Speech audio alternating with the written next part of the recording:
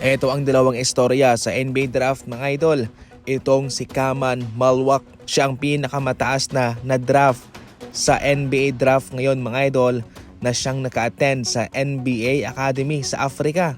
Nakitaan siya ng potensyal ng isang taong nagmumotorsiklo at siya'y inimbitahan sa isang camp ni Lul Deng sa Africa dahil sa kanyang angking kagalingan sa paglalaro ng basketball at sa kanyang potensyal pa ay kabilang siya sa mga nagrepresenta sa South Sudan para sa 2024 Olympics. Pagkatapos noon ay nabigyan siya ng pagkakataon na makasali sa Universidad ng Duke para sa NCAA Tournament Semifinals at sa ngayon mga idol napili nga siya bilang 10th overall pick at ang mukhang ito na umiiyak ay ang isang simbolo ng pasasalamat talaga. Siyempre kapag ikaw ay napili sa NBA, jackpot ka na yan, milyones ang sasakurin mo. Pero iba naman ang istorya ni Ace Bailey na umaayaw sa ibang team na gustong makuha siya.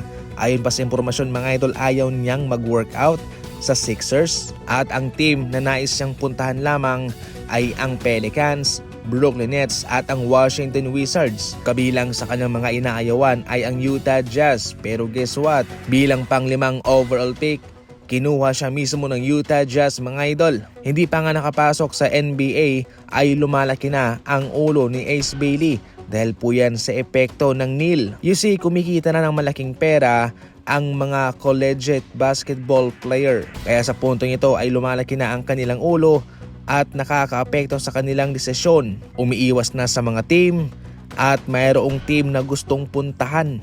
Ang mga gantong attitude sa NBA ay hindi tumatagal dahil ibig sabihin niyan ay mataas ang kanyang pride, mataas ang kanyang ego at hindi po yan swak sa chemistry, sa koneksyon ng kanilang locker room. Yan po'y nakakasirang attitude. Samantala pagkatapos lumabas ng balitang dahil raw kay Coach Steve Kerr ay hindi pumunta si Kevin Durant pabalik sa Golden State Warriors.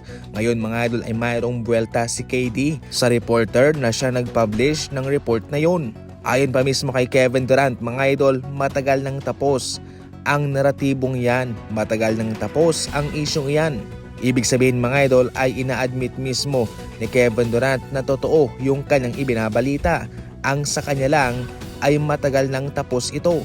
Dagdag pa ni Kevin Durant, oo, napaka-obvious naman na ginagamit mo lang ang pagkakataong ito para buhayin ang iyong career sa media at makatanggap ka pa ng maraming atensyon. Definitely, narinig na to, nalaman na to ng mga tao at kaya wala silang pakialam na patungkol dito. Paulit-ulit na lang na to mga idol at meron siyang payo sa huli at ayon pa mismo kay KD, kay Logan Murdoch ang siyang nag-publish sa impormasyong iyon, be better, my man. Kung baga umayos ka. Ina-admit mismo ni KD mga idol na totoo naman yon, pero matagal lang tapos yon. Ikaw ano ang komento mo patungkol dito? I-comment lang yan sa comment section.